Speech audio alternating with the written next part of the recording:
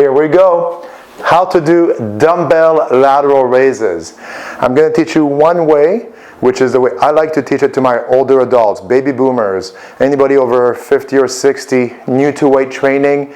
This is how I teach it. It's strict. There's quote unquote no cheating, and it's going to hit that side deltoid, basically the medial part of the shoulder, really well. So grab a pair of dumbbells. If you're just starting out, go really light. Feet are going to be shoulder width apart. And then from here, I'm going to lift the dumbbells to my side, up to the shoulder height, and then control down. And you'll see at the top position, my palms are facing down. Now your body is going to do everything to cheat. So this includes palms, you see, kind of coming forward. Correct that. It's also going to be going forward this way in front of the body, okay, which is easier. Again, keep it nice to the side.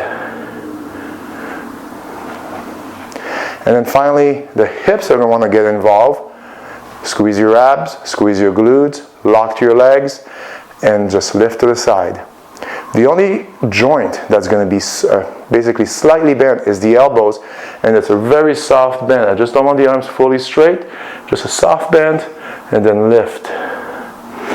Perform the exercise at a medium tempo. Stay strict. Feel that burn in the shoulder. This is an isolation exercise, and meaning, first of all, we only have one joint moving, and we're really targeting a specific muscle. Great exercise to help towards the end of the workout to finish working on the shoulders. Enjoy this one. Any questions, please put them in the comments below. Or if you're part of my training program, send me a message.